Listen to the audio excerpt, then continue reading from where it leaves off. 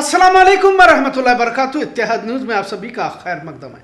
आज एक बार फिर तालीम और तरबियत पर बात करते हैं। जैसा हमने पहले भी कहा है कि हफ्ते में एक बार समाजी मसाइल पर बात करने की कोशिश करते हैं। आज के मौजू पर बात करने से पहले हमारे नए न्यूज़ चैनल इत्तेहाद न्यूज़ ऑफिशियल को जिन्होंने भी अब तक सब्सक्राइब नहीं किया है, जल्द सब्सक्राइब करें, कमेंट करें, लाइक करें और शेयर भी करें।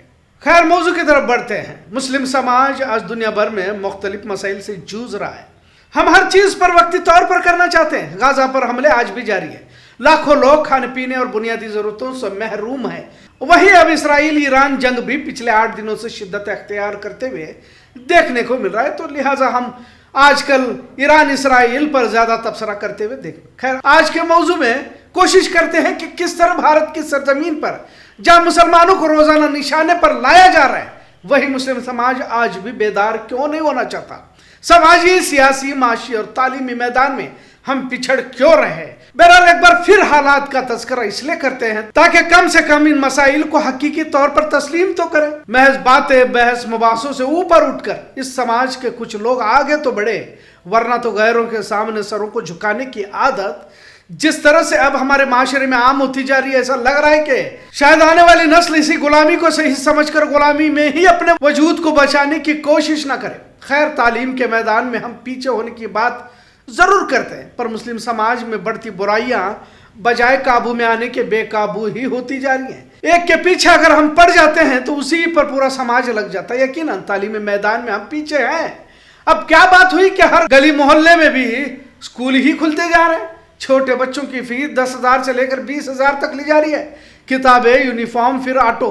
एक दरमियानी क्लास का फर्द इन अखराजात से बिल्कुल सिकुड़ जाता है। आजकल कमाई से ज्यादा खर्चे बढ़ गए हैं। फिर स्कूल, हाई स्कूल, कॉलेज, इस तरह बच्चों की परवरिश से होकर जिंदगी गुजरती है तो बिल्कुल इंसान थक सा जाता है। कर्ज लेकर बच्चों की शादियां करने वालों की तादाद भी बढ़ चुकी है। फिर उन शादियों के बाद लड़कियों की जिंदगी अच्छी तरह से गुजरती है भी या नहीं, इसकी कोई गारंटी नहीं। आजकल तलाक खुला के मामले किस तेजी से बढ़ रहे हैं, सभी देख रहे हैं। बहरहाल, वालिदैन की जिंदगी इन्हीं मराहिल से होकर खत्म हो जाती है। बुढ़ापा इम्तिहान बनकर खड़ा हो जाता है। मुख्तसर ये कि उम्मत का बड़ा तबका इन्हीं मराहिलों से अपनी जिंदगी गुजारता है।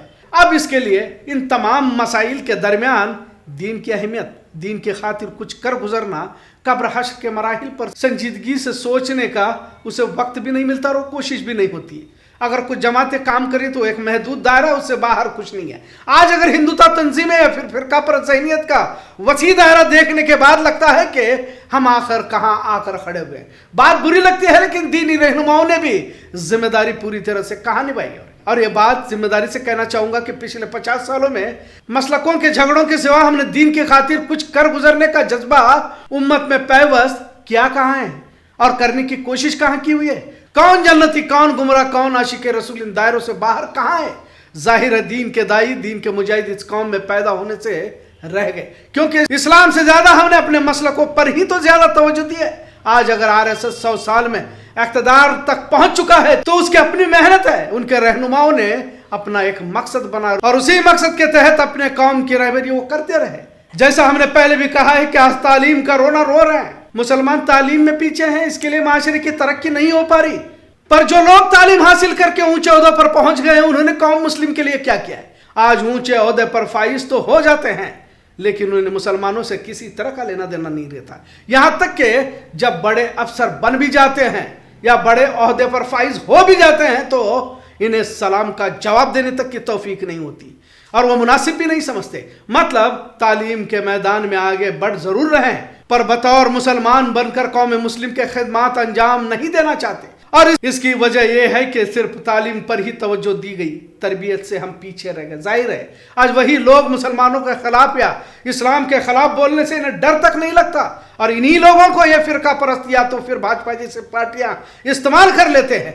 लड़कियों को भी इसी नीयत से हम सिखा रहे हैं ताकि हमारे घर की मईशत बेहतर हो, और इसी दुनिया परस्ती के मुकाबले में हम दीन से कोसों दूर चले गए। छोटे बच्चों को तो हम याद से अरबी सिखाना, मकतब को भेजना, सब कुछ करते रहते हैं। जिन बच्चों पर रोजे फर्ज भी नहीं रहते उन्हें मासूम रोजेदार बनाया जाता है, पर जिन पर फर्ज है वो बड़े बेशर्मी से रमजान जैसे मुबारक महीने में खाते पीते रहते हैं। तंजीम, इदारे, कौम के हमदर्द बड़े पैमाने पर माशरे में नजर तो आते हैं, पर इसके पीछे दीन की सरबुलंदी नहीं बल्कि इनका अपना ज़ाती मकसद होता है, और अक्सर इस तरह की मिसालें हमने देखी है। जाहिर है दीन की सरबुलंदी से किसी तरह का लेना देना नहीं रहता। नौजवान नस्लों को तालीम की अहमियत तो समझ में आ रही है, अगर समझ में नहीं आ रही तो वो दीन की अहमियत समझ में नहीं आ रही। एक मुसलमान की जिंदगी का मकसद कब्र हश्र के सख्त मराइल, इस दौर के नौजवान नस्ल ऐश और इशरत मादा परस्ती के आदी होती जा रही है।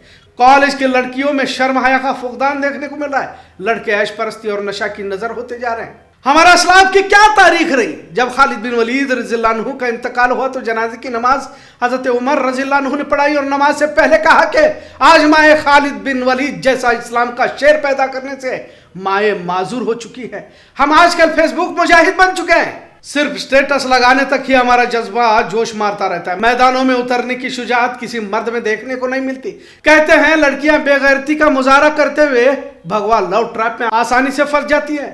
पर्दा महज तमाशा बना हुआ है और शादियों में बेपर्दा घूमना भी शान समझा जाता है।